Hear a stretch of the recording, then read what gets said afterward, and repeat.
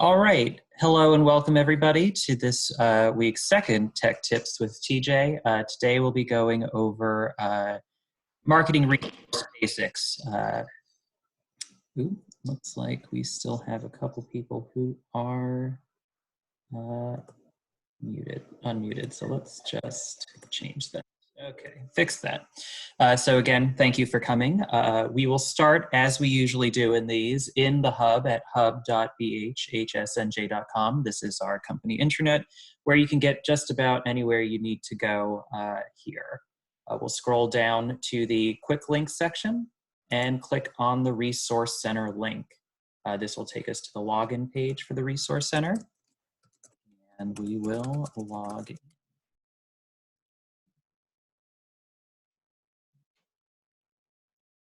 So the first thing we're going to be covering with this is, of course, making sure that your profile is properly set up in the Resource Center. Previously, there were a couple different places that you had to set up for the Resource Center. Now we're down to mostly two. So the first one, when you first get into the Resource Center, is right here in the top right-hand corner where your name and picture will be. You'll click on that, it'll open a drop-down menu, and you'll click on My Profile. So once that opens up,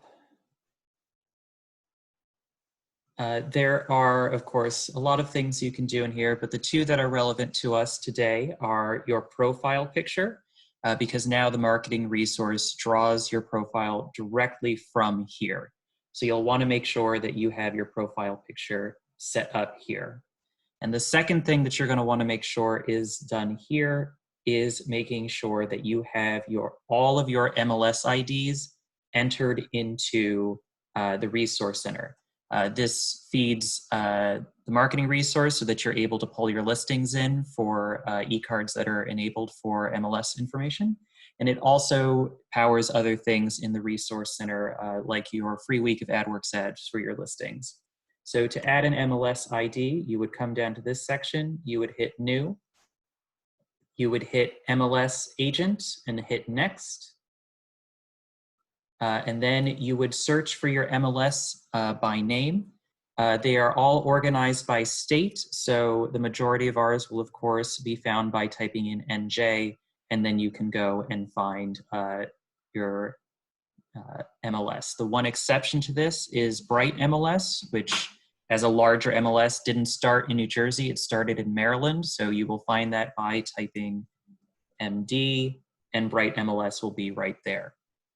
Once you make your selection of your MLS, you'll put in your agent ID, hit save, and that will enter that MLS in. If you have multiple MLSs that you need to add, you can hit save and new and continue doing that until you've entered them all in. The last thing I want to mention about this is for Monmouth Ocean MLS users. I know in the past there's been some issues where people will put the MO period in there. That is purely for your login purposes for the MLS. Your actual agent ID is just the numbers, not that MO period prefix. So make sure that that is what you're putting in for the agent ID. So once you have entered your profile picture and your MLS IDs, we can then go back to the Resource Center home and actually enter marketing resource right here.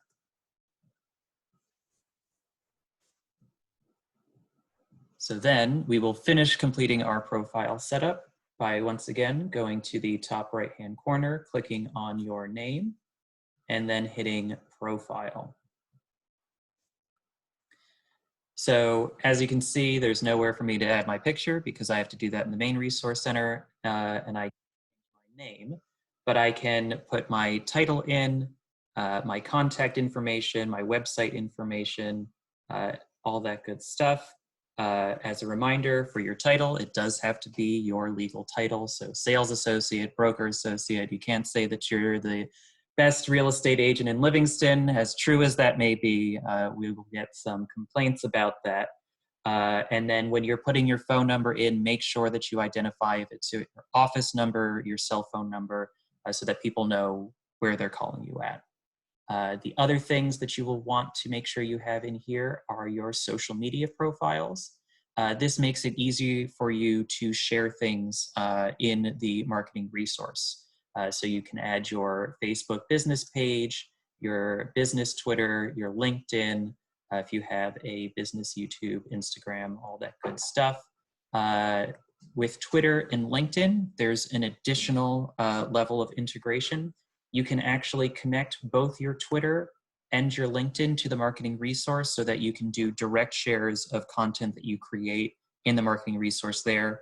For most of the other social media platforms, you have to either link it or download it and re-upload it. But for Twitter and LinkedIn, you're able to directly post it through the marketing resource once you connect it here. So now that you've done all that to set up your resource profile, let's move into contacts, because it's all very well to have that all set up, but if you don't have anybody to send anything to, marketing resource isn't going to do much for you. So to add contacts to the marketing resource, you'll come up here to the Contacts tab, click on that, and it'll take you into your contacts.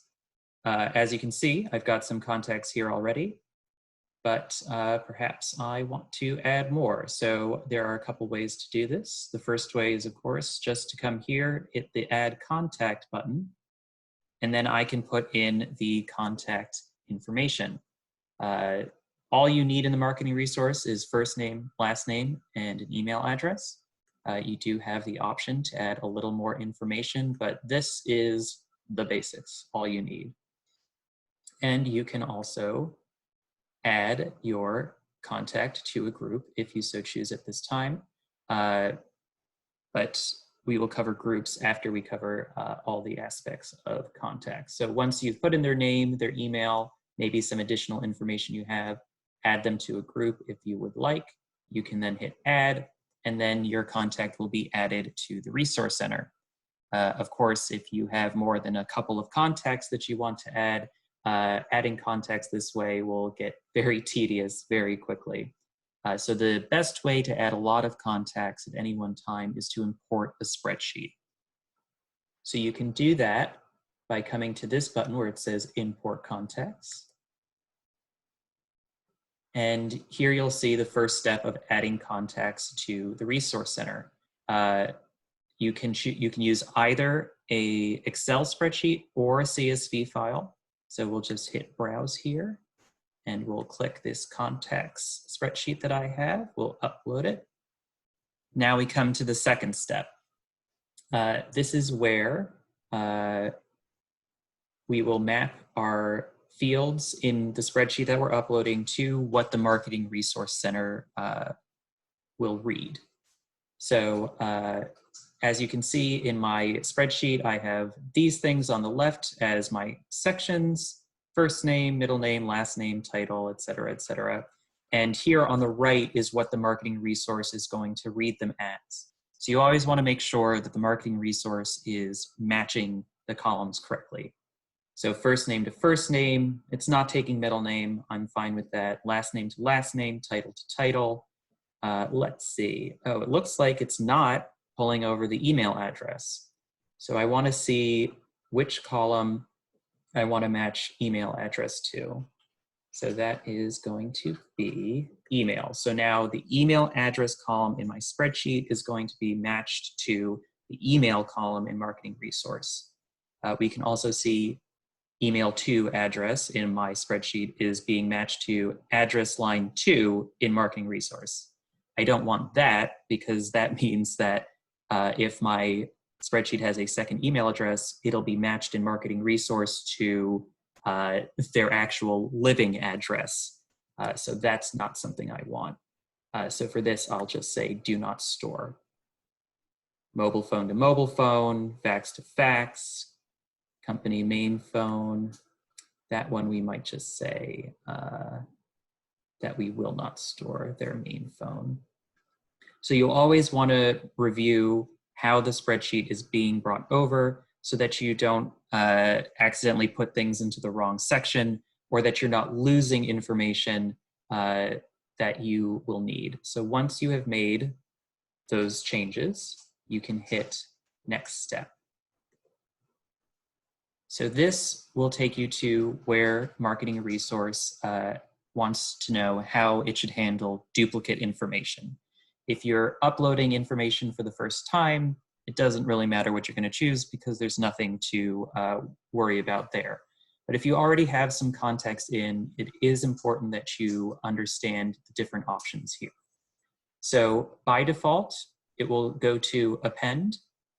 So this means if in your spreadsheet that you're uploading, you have Joe Smith with his email address, joesmith@gmail.com, and you already have this Joe Smith in your in the marketing resource.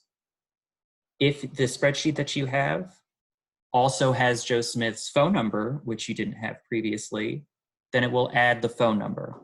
But it's going to see, oh, you already have his name, you already have his email. It's not going to change any of that. It's just going to add the new information. The second option is leave.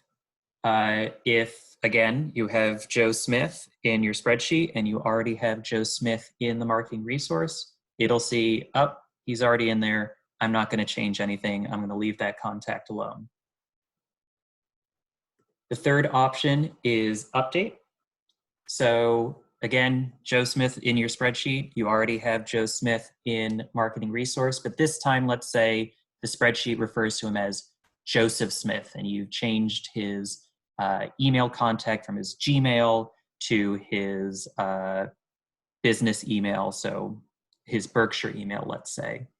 Now it'll say, okay, so we'll leave his last name alone because that's the same. We'll leave his phone number alone because that's the same. But now we're going to update his first name and his email address. And the last option is replace, which works similarly to update, except of course that it doesn't matter if it notices something's the same. What you're telling marketing resources, whatever's in your spreadsheet is going to change whatever's in marketing resource. So it's just going to get rid of whatever's in marketing resource and replace it with what's in your spreadsheet. So those are your 4 options for handling duplication. It does default to append, which might not as safe as leave, where leave just leaves anything that's already in marketing resource alone. But at least with append, it will add the new information in while leaving whatever information is already there alone. Once you've made that difficult decision, to the next step. And this is where you can add people to groups. If you are adding all of your database in at once, this is probably going to be a less useful step to you because you're probably going to want to use the groups to pare them down into smaller chunks. If, however, you're uploading your database into what you want your groups to be, then this is a great step for you to be like, okay, this is my beach bum renters group that I've made this spreadsheet for, so I can put them right into my beach bum renters group. So let's say that that is exactly what this is, and we'll hit next. And then on this last step, it will tell you, okay, these are, although you'll have to hit more just to see everything, these are the fields in your spreadsheet. This is how they're being brought over in marketing resource. This is how you've chosen to handle duplicates, and these are the groups that your spreadsheet is being added to. So if everything there is what you want it to be, you can then hit import, and it will import them for you, and it will tell you if things have not gone correctly. So I've used this spreadsheet before, so nothing has been added. A couple things have been updated, but it also looks like a couple things were invalid. So if you do get that there's something like this, it lets you download a spreadsheet of the error so you can make sure that you know what didn't come over correctly and then fix that.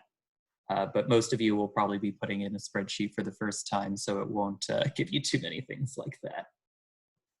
Okay, so that's adding contacts one by one, adding contacts with a spreadsheet.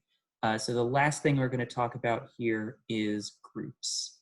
So that's this tab over here. So this is where your groups are. Now this may be a feature that you use a lot of, and it may be a feature that you'll never use ever. But this is a good way to organize your database into chunks that are better to market to.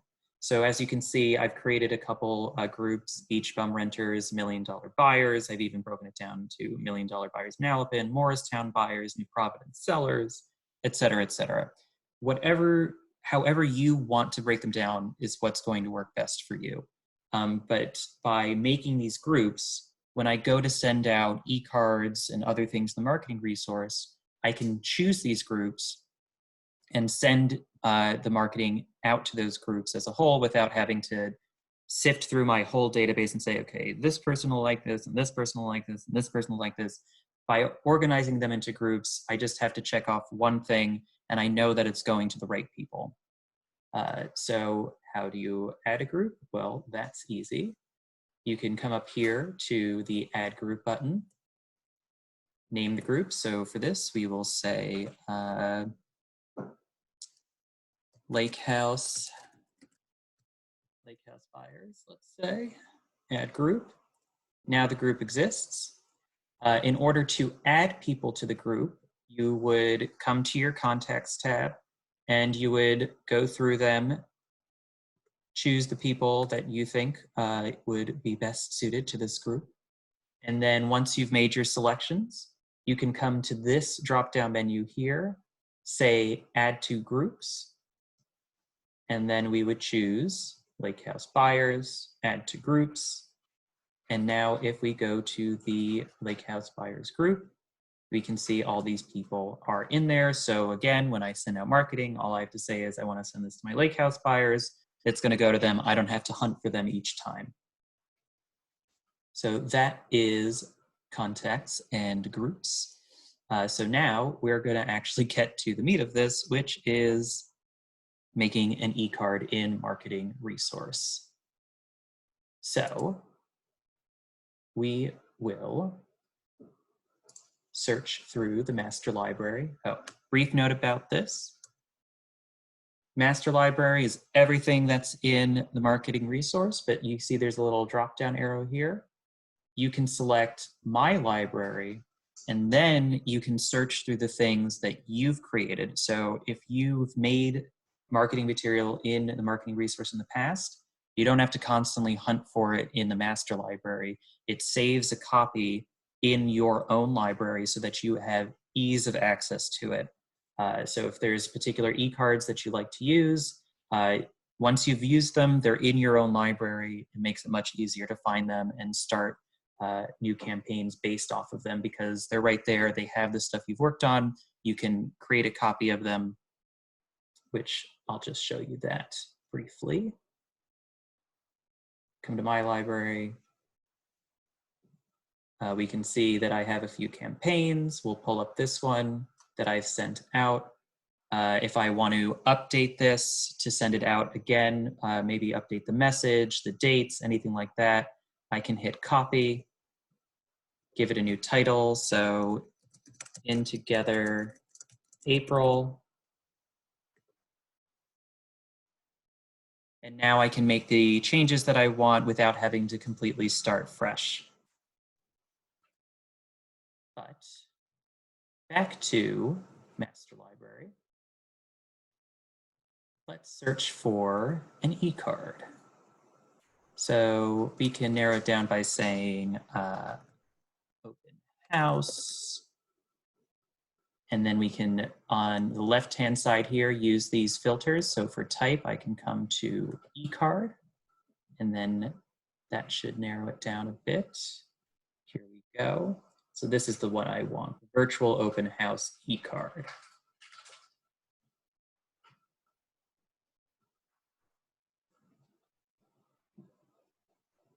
So a couple things that you'll want to look for when you're looking at an e-card. You'll want to make sure that it fits the needs that you want. So we can see here that this e-card is video ready and MLS enabled. So what that means is that it means that you can upload video content directly into the e-card, and that you can pull your listing information from the MLS directly into the e-card. In order to demonstrate that, I am going to actually choose someone who has listings so that I can show that off. So one moment as I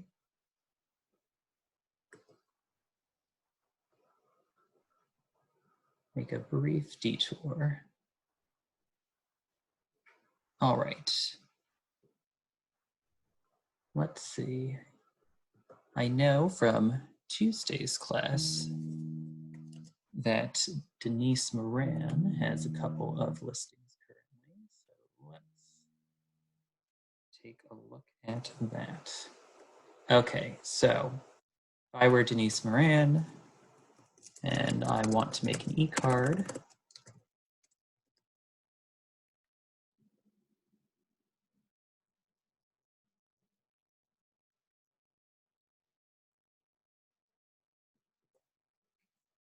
we'll come here, the virtual open house, video enabled, MLS enabled, get started. We'll say open house e-card test.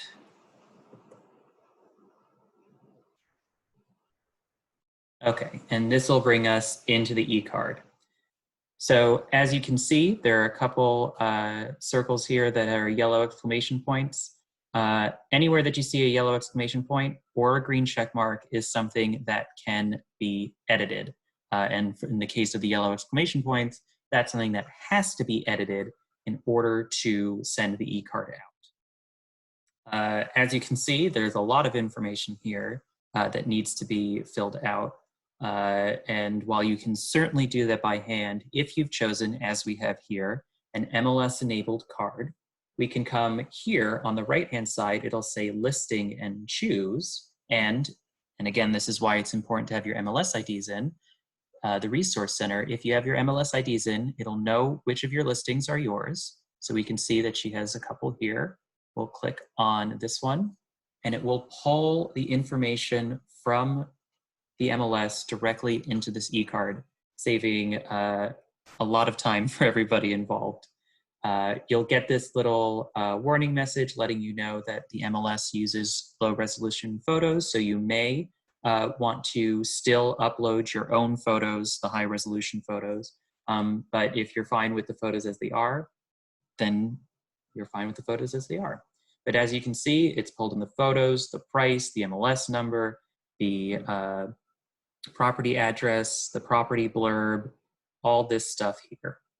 Now, you're not just going to want to check it for, of course, photo quality if that's something you're concerned about. Maybe you want to update the blurb. You'll see here that it has a section for square feet, which I guess is not listed in the MLS. So we'll just edit that, delete that so we don't have it just sitting there empty. So now we've saved ourselves a lot of time by pulling in directly from the MLS. So that's great. But there's still a couple things that we're going to want to do. So we can see here that the subject line is just listed. People are receiving all sorts of stuff from you, other realtors, and of course, they're probably receiving a lot of emails anyway, regardless of whatever it is you're sending them. So having a subject line that stands out a little bit more than just saying just listed is probably going to increase the likelihood that they're actually going to open your e-card, which is what you want them to do. So you don't necessarily need to be too crazy with anything, but adding more specific information. So this is 141 Marlborough Street in Westfield. It's a split level home. So we can say just listed, let's say split level in Westfield. Does it say anything about where it is next to town? In family-friendly neighborhood. No, we'll just say spacious split level Westfield. We'll keep it short. We don't want to get too crazy. So now we have something a little more specific than just listed. It tells them a little bit about what the house is, where it is, why it might interest them. Again, something that makes it stand out a little bit from all the stuff that people are receiving in their email every day. But even with all this, in the end, this is still just sort of the equivalent of sending a postcard out in the mail. So now we're going to cover what makes e-cards such a powerful tool and why you should be using them. So again, you send the postcard out in the mail, they get it, they look at it, maybe they throw it out, maybe they call you, maybe they email you, who knows. Without this little extra step we're going to go over, the e-card's the same way. But if you add links to your e-card to direct people where you want them to go, you've overcome that little, well, I've looked at this thing. Do I actually want to reach out? I don't know. Maybe not. I'm done with this. I'll delete it. If you add links in, it's another little obstacle removed out of their way so that they are closer to interacting with you, interacting with the listing, and following up with you and your business. So since this is Denise Moran's listing, let's go to Denise Moran's site. So denise.bhsj.com. So you may have your own personal site, or you may use our site, but you should have somewhere that you want to direct your clients to. So for Denise, we'll use her site with us. We'll see that she has her listing featured on her front page. And we'll come here to this share button and get the link for this listing. And we'll click on the photo. We'll put the link in there. So now they open the e-card, they click on the photo, it'll take them directly to the listing on her Berkshire Hathaway site. We will also, this text is a little small, so let's make this a little larger. Missed the T. And then let's say this custom split level home is what we'll link. So to add a link in text, again, we already have the URL copied from before. We'll just highlight the text that we want to make into a link. We'll come to the link button here, and we will paste the link in, hit OK. And now if they click on this link here, it goes again to the listing on Denise's page. Now, there are a couple things that I did that I want to explain. I did go directly to Denise's site rather than just going to BHHSNJ.com, and I'm going to tell you why right now. So if you just link to our main site, they could look at the listing, maybe they like it, maybe they don't, and then they want to say, well, maybe I'll search around. Let me see, I'll click here, this will take me back home, and it'll bring me to search. If they did that on the BHHSNJ page, it takes them to the BHHSNJ page. And then anything they search for there, they're going to get the listing agent, they're going to get a generic, hey, you should call us about this.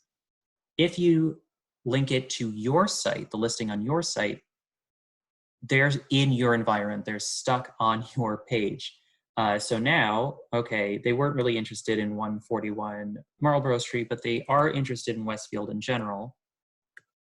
Now when they do a search, again, we went back to our main page, and they do a search of Westfield. As you can see here, this listing right here is not through us, it's from the Westfield Realty Service. But if we click on this listing, Denise's contact information is what shows up. So by linking to your own site, you entice them into your environment where everything is branded to you, your contact information and faces everywhere, so that, again, you don't lose them. You lower the obstacle by giving them the link. So now they've gone somewhere, they've learned more about what you want them to learn about. But even if they decide they're not interested in what you're trying to pitch to them initially, if they are looking around on the site, now they're looking around, seeing your face, and knowing that they can reach out to you about it. So that's why it's very important when you are linking in your e-card that you are doing it to your own site. So again, you would come to your site. In this case, that we were on Denise. We came to the listing on her page. And then we came to this share button for the listing. We hit the link button and we took the link from there. And now, again, we've linked the text so that they can click there. We've linked the photo, again, by clicking on the photo, adding the link right in there. And now the e-card is something more than just a postcard that they receive in their email rather than in their mailbox. So you've done all this, you've pulled this all in. I won't send this out for Denise. I don't think she'd appreciate that if I did that. So I'll just cover what it would look like if we were going to do it. So you can see here, there are a couple different places we can share it. We can click this link, which will give us an option to get a link that we can link to the e-card. The same thing with Facebook. We get a link. Actually, let's just exit out of Denise's entirely so that I can show you on my side without worrying about emailing things on Denise's behalf. So we'll go back to mine. We will come back to my library. And we'll find the e-card that I left off on.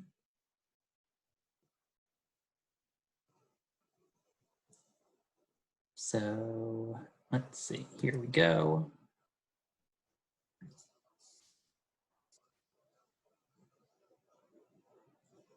Let's see. Yes. Copy. Two. Okay.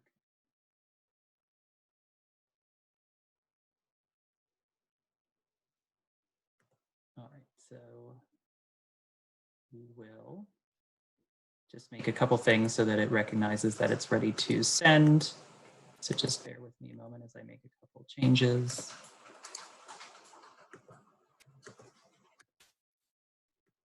And this is why it's important that you actually review what you're doing, because of course you could make a couple changes and then it notices that you've made a couple changes and it's like, sure, this is ready to send, but I wouldn't recommend doing this if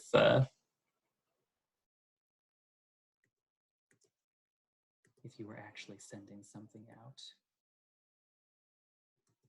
So let's.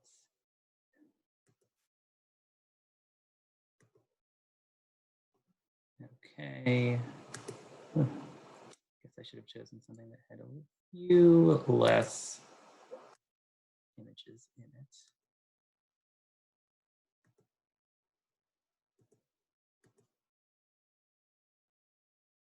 Okay.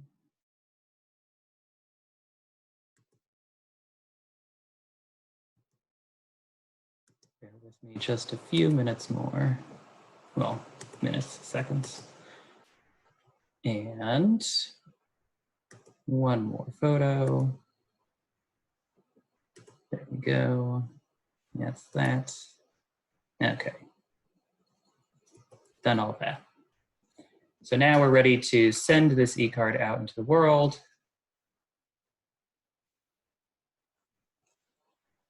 Oh, it didn't take it.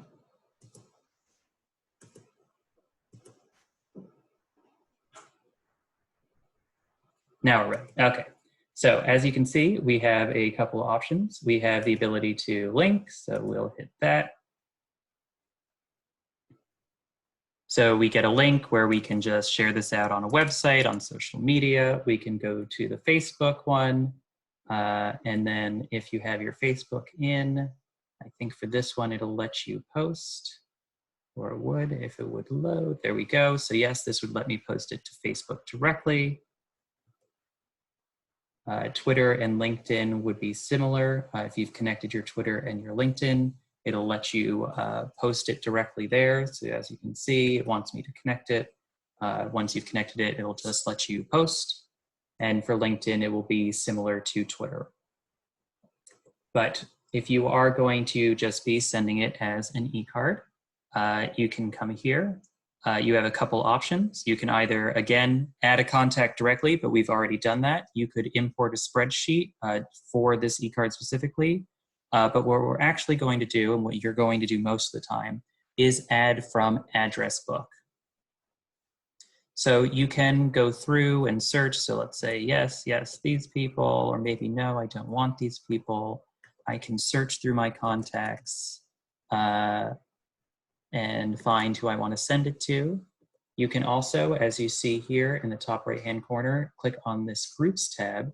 And if you have set up groups or you have access to some shared groups, you can just click that off, and now it will send it to everybody in that group, again, without having to hunt them down and send it. So I found the one person I want to send it to, who's me. You'll add selected. And now I can choose either to schedule this e-card to go out so that I can have it go out sometime in the future. And you can set things up pretty far in advance. So if you really want to plan everything out a few weeks, a few months out in advance, you can certainly do so. But for now, we're just going to hit the Send Now button. And this is just letting you know that once you send it out there, you can't make any changes. So you want to make sure that what you have done is something you want to send out.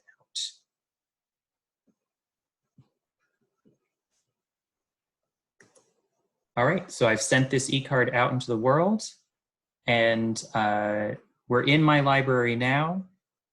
We'll just click it again to refresh with this e-card that I have sent out. So the other reason that knowing about your library is important is once you've sent an e-card out into the world, it shows up in your library.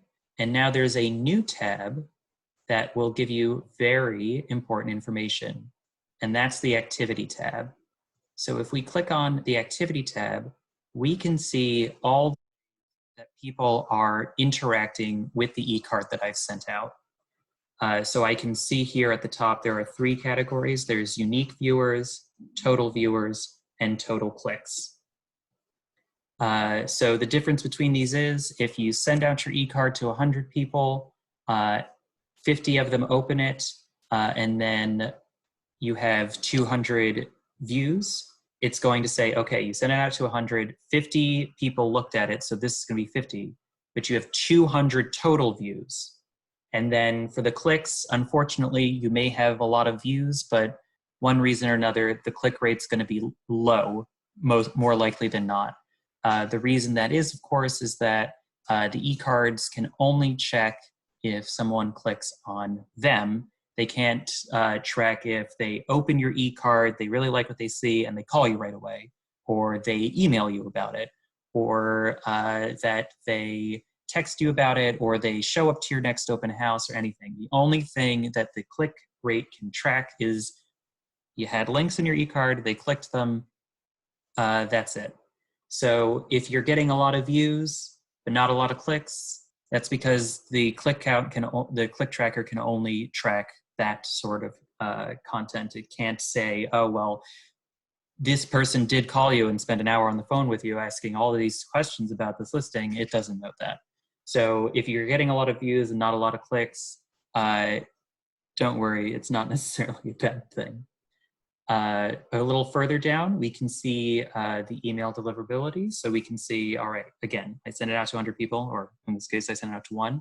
We can see the percentage of people who viewed it, the percentage of people who clicked it, and we can see the percentage of people I sent it to where it bounced, it says they opted out, or that it was marked as spam. So those stats are very useful because you can find out, do I have the right email address for this person? I should check with this person to make sure they want to be opted out of emails from the marketing resource from me. And I want to make sure, sort of related with spam, that they do still want to be receiving things from me and that they're not upset with me for sending things to them. So each of these will require a different conversation with your client. Bounced, obviously, you're going to want to make sure you have the right email address. Spam, you're going to want to make sure that, you know, I've been sending things to you. It looks like it's being marked as spam. Do you still want to receive things from me? If not, we can change that. Opted out, similar conversation with spam, but you have the ability to look at your contact and mark them as opted back in. But again, if you haven't had the conversation with them and then they start receiving things from you again, and it turns out that they actually didn't want to receive anything from you, then you're definitely going to have a very upset client on your hands. So with these three things, have that conversation with your client to make sure that they do want to be receiving things from you and that they didn't accidentally mark you as spam or that they accidentally opted out. And we'll go over opting people back in, but I just want to finish with the activity tab. So the last thing here is this section. This shows you the people who you've sent it to. So again, when I was talking about you sent it to 100 people, 50 people opened it, but you have 200 views. This is where you see, okay, only 50 people have opened it, but a couple of those people have really liked this thing that I've sent them. So here you can see, okay, this person's viewed it X amount of times and clicked it Y amount of times. So now you can see, even though only half the people you sent this card to opened it, double the amount of people you sent it to have been viewing it. This is how you can see who's really engaged with what you're sending, who's really interested in what you're sending to them. And on that note, you should definitely use these for yourself to see, okay, I've sent these e-cards out for the past few weeks. I'm not really getting a lot of engagement on them. Is there something that I can do to improve my content so that people are more likely to open my e-cards? On the other hand, you can also take this to your client and say, okay, I've sent out a few e-cards about your listing. It looks like a lot of people have viewed it, but not a lot of people are clicking through, or it looks like not a lot of people are viewing it in general. They're just not interested. So this can be a tool that you can use both to improve your own performance when sending out marketing, but also maybe to have a conversation with the client who maybe insisted that they list their property too high or something along those lines. This can be, again, data is a valuable tool that can support you in your conversations with your client. And as I said, I'll show you how to opt somebody back in. So if someone's opted out of your marketing, you would go to the contact section. And then it would say, there would be a line through their name and it would say opted out. And then you would come here to this drop-down arrow. And since this person isn't opted out, I can opt them out for them, which if you have somebody who doesn't know how to do certain things on the internet, they may ask to stop receiving things. You can come here, opt out for them. But if they have opted out, there will be an option to opt them back in. Again, obviously that's something you want to have a discussion with them first before you do that, because otherwise they may be upset that they're now receiving things from you again. Okay, so that is creating an e-card, linking an e-card. And there are a couple other features in Marketing Resource that I want to touch on before we get to the Q&A. In the e-card section, you may find that there's a lot of stuff here and you don't like the branding that is on it, or maybe you just sort of want a really basic e-card to send out. You don't want all the bells and whistles. If you look for generic e-card, it should be a little bit in this, but you can see here that there's this one that has this sea and sky placeholder image, and there are a few others here as well. These ones, all they are literally dummy text, dummy photos. I think this is my favorite one, which is photo, text. So the only thing on it is that it says Berkshire Hathaway, and it has your face and contact information, and then you can put whatever you want there. So if you want the ability to send e-cards out, but you don't necessarily want all the other bells and whistles, if you look for generic e-cards, you can find them very easily, and then literally everything there can be customized by you otherwise. And then the other thing that I want to talk about e-cards before I go elsewhere is if you have a co-listing agent. Again, on the left-hand side here with topics, we can check off this co-agent. And this will only show marketing material that allows you to add a co-listing agent. So if we do this one, on the left-hand side when this loads, well, actually, I guess we have to open it up. So we'll just say co-listing test. On the left-hand side here, you see how it says single agent. I can now here select co-agent, and it adds a second block for me to add information about my co-listing agent on this. So again, if you're working with somebody else and you want to make sure that their information is there as well, you want to look for co-agent enabled cards, which again, you come to the topic section and you select co-agent, and then anything that's here will allow you to have a co-agent there as well. So that's that on that. So the last two things I want to touch about before we go to Q&A are video creation and the mobile and desktop ads. So there's already a great video done by Andrew Mensch in the learning and development section of storage. But just to touch on it briefly, through the marketing resource, you have access to Videolicious, which is a great way to make a short 30 to 60-second video, pardon my face on this one, where you can do a slideshow. You can just sort of walk through the house that you're showing. It comes with a opening and closing card, which I'll demonstrate here. You can see it opens with branding, and then it ends with branding as well. You can choose the music, you can choose where the photos come in. You can have a little teleprompter so that while you're talking about the house that you're showing, you don't have to memorize it. It can be right there as you're doing it. Again, there's a training video in the learning and development folder, so I'm not going to get too deep into it, but this is a great tool available to you free that can just be very useful, especially now where we're doing a lot of virtual open tours. And then the last thing is the mobile and desktop ad section.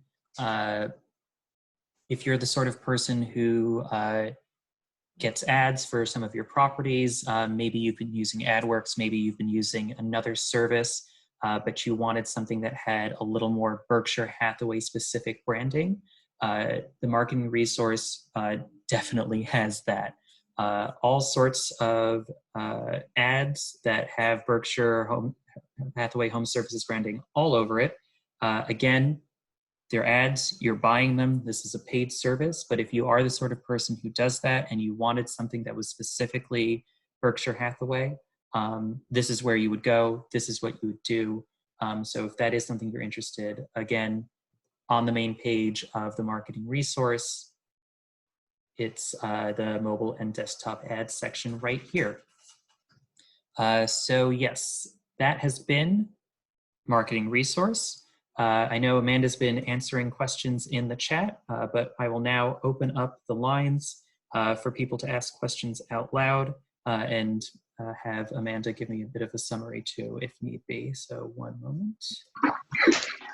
还有今天没有办法专心做任何事。Hi, everybody. Excuse me. There were two questions, or maybe three questions in chat. The first one, Chris had asked, where can you find social links? Sure.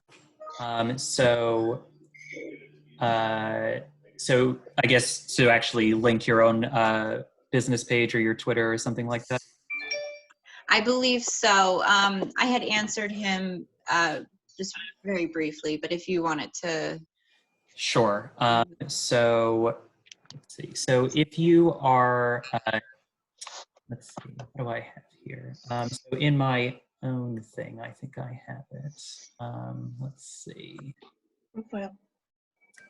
If I look at my profile here, or rather, Bill has it. So yeah, so as an example for the Facebook business page, this is what you would have here. You have Facebook, and then your business page has a title here, which you can see here is this. So that's what you're looking for your business page. You want it to say https://www.facebook.com, and then you want it to have your actual business page title after it. And then the next question, Joe and Melissa asked, will all my engaged contacts be imported to marketing resource, or do I by have to do chance this have manually? Oh, sorry, document Amanda, that I'm going that to, same name already? I'm going to It mute won't- everybody it and unmute you again, because it sounds like some people don't realize they're unmuted. So you said about getting engaged contacts into marketing resource? Yes, they said, will all of my engaged contacts be imported, or do I have to do this manually? Unfortunately, you do have to do it manually because Engage is a Moxie product, and that is through us.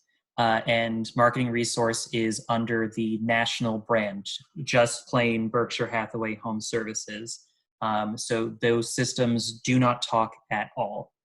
So you would have to export your contacts from Engage and then upload them, as I showed you earlier, into Marketing Resource. The good news is, of course, is that you just export a spreadsheet from Engage, you import the spreadsheet here, but yes, unfortunately, it will not automatically talk to each other. And Sue LaRue asked, do you have to create a group first before importing contacts if it's a new group? No, you do not have to create a group first. You could upload the contacts and then make the group and then add the contacts to the group. But if you are uploading, again, a sort of targeted spreadsheet that you know everybody in that spreadsheet is going to end up in that group, it would probably be easier for you to make the group first so that when you're importing the spreadsheet, you can just check off the group. They all get put in there right away so you don't have to hunt them down later. And the last one here is from Patty Bishop, and she just wanted to know where the recording could be found once this is completed. Sure. So this recording will be put in the Learning and Development folder. There is a training video section, and this will be added there after this recording has ended and we have processed the recording. So are there any other questions, things that I covered that you want a little more information on, things that I didn't cover that you want to know about? We are going to be sticking to Marketing Resource, so if you have questions about other platforms or other items, please email me or give me a call after this webinar.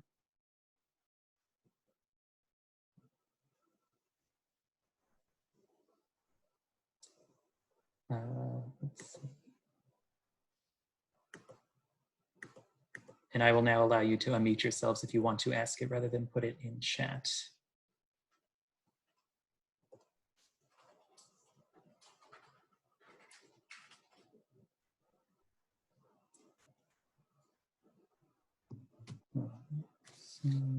I'd just like to thank TJ for the instruction today and Amanda for watching the questions and assisting there. I hope everybody got a lot out of today's session. Any other questions, go ahead and unmute, and here's your chance before we wrap up. Yeah, I'll give us one more minute on the questions, and then if not, then we will end the webinar. And again, we will post it in the Learning and Development folder under Training Videos.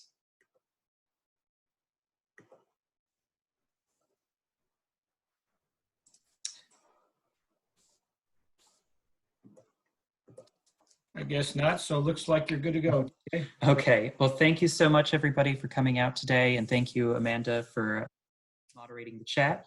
As always, be well and stay safe.